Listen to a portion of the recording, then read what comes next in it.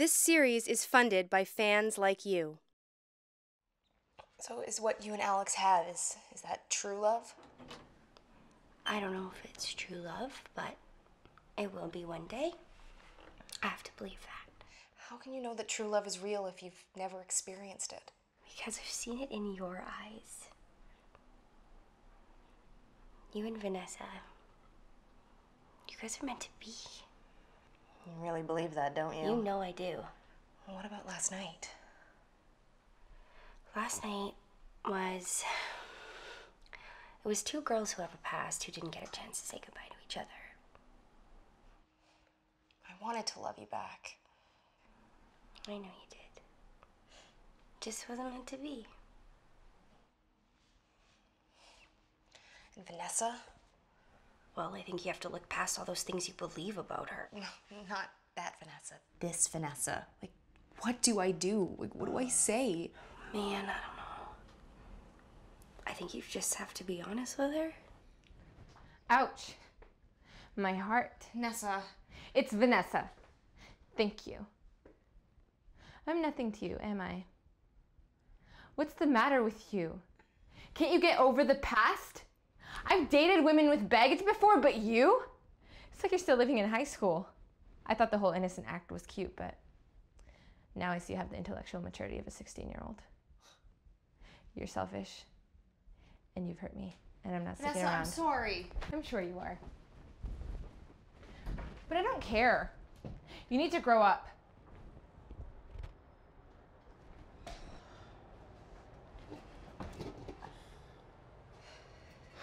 Oh, Blossom. I'm fine, Dad. Was that, Things aren't exactly going as planned today. what happened? Nothing. Didn't really seem like nothing. Dad, I don't want to talk about it. Somebody's heart got broken and they were dealt some very hard toothpaste. What the hell, Claire? Toothpaste? Sorry, I should have said harsh words. Sorry. What did she say? She said the truth. I really do have the intellectual maturity of a 16-year-old. Oh, honey. And that's not helping, okay? I'm a grown woman. I don't need you babying me every time I scrape my knee. You invited me here. You said drop everything you're doing and bring you this. It smells delicious. I did not tell you to drop everything, all right? I asked you for advice, okay? Culinary advice. I appreciate that you volunteered, but I assume that you were at home doing nothing. Well, I wasn't at home. And huddle duddle.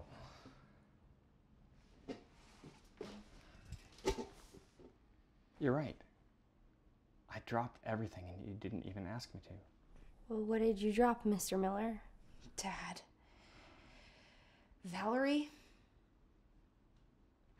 Oh, Nathan, Rose, you are such a bear. I'm home! Oh my God, it smells amazing in here. I'm so ready to... What's going on? Where is everyone?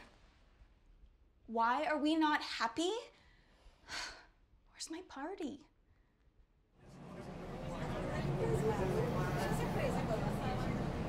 Quite a day, huh? Did you...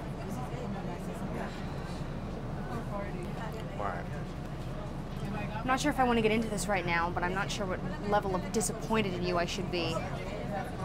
Myself, for that matter. Did you blow off Valerie today? For me? I want to be clear. I didn't mean to. Didn't mean to? I thought you were in real jam. A real jam? Dad, that's not what I... Don't you remember? Oh, hey, Blossom. Hey, Dad, are you at home right now? No? I forgot you're not... I'm interrupting. Is now a good time? Yeah, totally. What do you need? You swear I wasn't interrupting you? No. Okay, so long story short, the responsibility for tonight's dinner has now fallen on my shoulders, and we're not doing turkey anymore. So basically, I just need some culinary advice. Oh, Yeah, I just need ideas. Vegetarian ideas because of Claire. Yeah, you can pick up some vegetarian lasagnas. Just remember, they always take longer to cook than you think. So, you know what? Wait, why don't I'll make my vegetarian chili. No, it's okay. I'll just do the frozen lasagnas. Look, I know how important this is to you. I can start right away. Sure, as long as I'm not spoiling your... Rose, You know, I'm always there for you. Dad, I gotta go. I bumped into Nessa earlier and we're having a pint before I deal with all this. good, yeah, great. Okay, I'll let you go then. Bye, Dad. You look like you've just seen something you can't unsee. I thought I caught you in the throes of... with Valerie. No. Oh, come on. I mean, I was with Valerie, but I wasn't with Valerie. Come on, Rose. You know I've been celibate your whole life. I swear, we were just talking. You spent the night with an entire woman and just talked? Well, I don't want to get into the intimate details. Oh, but no, God, don't. Please don't. We were just talking. Then we fell asleep. We woke up. I made a breakfast. Actually, we were just eating breakfast when you called. Is everything okay? Hey, Blossom. And I overreacted. And I could make my vegetarian chili for you. No, it's okay. I'll just do the frozen lasagnas. Rose, you know I'm always there for you. How long after you hung up before you left her? Well, you know the longer the chili sits, the better. It wasn't until I got home that I realized I may have screwed up again. She left a voicemail.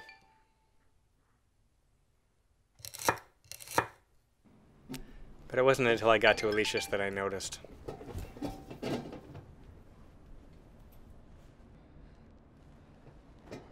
voice message. Look, I don't get what it is to be a parent. So perhaps I shouldn't be judging, but I had hoped that now that she's not 8 years old anymore, that you wouldn't be at her beck and call all the time.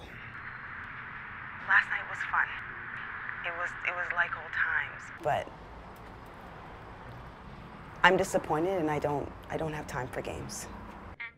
You're selfish, and you hurt me. I'm not sticking around. I'm sure you are. But I don't care. You need to grow up. You know the rest. Blossom. She was really pissed, wasn't she? Valerie or Nessa? Well, both. I meant Valerie, but yeah, Vanessa too. Oh, and it's Vanessa. Vanessa. I prefer Vanessa, not Nessa. I heard you call me that too, Dad. Oh, I'm so sorry. I really am sorry. No, it's okay. You've called me that a few times. I should have said something before it got awkward. Like, I'm making it awkward now by still talking about it. No, it's not awkward. You're not me. You know what? It's not awkward, okay? Just don't call me Rosie and we're even. Do people call you Rosie? No, not really. So I don't know why I just said that. You're so adorable. Crap. I liked her. Felt comfortable with her, even when she was pushing me outside of my comfort zone. Still felt like I could ask her anything. So I've been meaning to ask. Yes. How did you know Know what? that I'm... Okay, so basically when we met, you kind of picked me up and it wasn't really a gay bar, yet you somehow knew that I'm... Have a really good gaydar. Okay, I've never been convinced that gaydar exists. It absolutely exists. Yeah, but... Okay, I don't really know how to say this, but I don't look gay. I don't have a shaved head, I don't wear plaid. I have been known to wear plaid, but not that often, and definitely not the night that we met. A gaydar isn't a stereotype detector. It's more like a feeling. There's this vibe when you meet other queer women. Something about the way they hold themselves, like they're carrying something special inside of them, even if they're not out. Oh, I guess that comes with experience. Yeah. What? Are you... How long have you been out? Well, like 3 or 4 years, depending. You don't have a lot of queer people in your life, do you? No, not really. I do have a gay pseudo-uncle. And funnily enough, last night I hung out with a lesbian friend of mine. Last night. The whole time my mind kept wandering back to last night. You didn't hear me say that. Anyways, where was I? Oh, right. So last night I met up with an old friend and we caught up. Cool. You're picking up on my grossly inadequate exposure to gay culture, aren't you? No. Yes. I sort of keep to the peripheral. My dad is the president of our local PFLAG Canada chapter, which I don't really participate in anymore. And my friends, almost all straight friends, are board members of my university GSA, which I never attend. I sort of just kind of keep away from gayness. I'm not really comfortable with... More, I just don't want people to... Okay, I don't know how to say what I'm saying. Are you ashamed? No. I just want to be invisible. Yeah, but passing straight and being invisible aren't the same thing. I don't agree. When you're straight, you're nobody. When you're a lesbian, and with that comes all this extra attention. I don't want that attention. I'm a certifiable wallflower. Aww, a wallflower. You're making me blush. Aww. Yeah, she really made me think. Like, really think about things. Why don't you like the word queer? It's the best. Someone I thought was special to me, she used it pejoratively. It still stings. I already don't like her. It's weird how she keeps coming up lately. Technically, she was the first person I ever came out to, and it did not go well. Awful, in fact. Her name was Vanessa. No. Yeah, so now you see why I'm trying to find a nickname for you. I'm so sorry about that. Vanessa just seems better than the new Vanessa, or Vanessa 2.0, as some of my friends have referred to it as. Well, screw you, old Vanessa. Yeah, totally. No, but really, look, your first time coming out sets the tone for how you feel about coming out for the rest of your life. That's my personal theory. The first time I came out to my friends, it was the most unexciting thing ever. They already knew. So, to this day, it still feels like I'm sharing non-news. That's an interesting theory. When I think back, I consider coming out to her the worst thing that I ever did. I don't want to be melodramatic, but it ruined things. If my theory holds true, generally speaking, subsequent coming outs have been relatively smooth. Yet, you still expect every instance to ruin things. Yes, exactly. Next, I came out to my best friend Kenny, and he was totally awesome about it. Then my dad, awesome. And my grandparents, all awesome. To my core, like, I knew they'd be cool, but yet somehow I always just feared the worst. Further supporting my theory, because I had my first time be anticlimactic, I expect every time to be anticlimactic, and every time it isn't, I'm always weirdly surprised. Case in point, when I told my parents, my mom freaked out. She was like screaming in Spanish, "Ay, ¿cómo me puedes hacer esto? Mira, piensa tu familia, mira tu padre, ay, Dios mío." And my dad cried, and I'd never seen him cry before. Oh, I'm so sorry, I'm laughing. And as bad as that went, looking back, it still felt anticlimactic to me. Like, I remember it being no big deal, which is totally false. It was awful. Wow. They're still recovering to this day. And you know, I think you may be onto something. My ex Claire, when she came out to her mom first with a prepared speech. She made a formal presentation followed by a Q&A. To this day, when she meets a new person, it's like she's issuing them a press release that's supported by facts and documentation about LGBT queer rights. She wants everyone to know that she's a lesbian. I don't specifically remember inviting her to Alicia's, but I obviously did. Everything was going so well. Now, here we are, both alone once again. Well, on the bright side.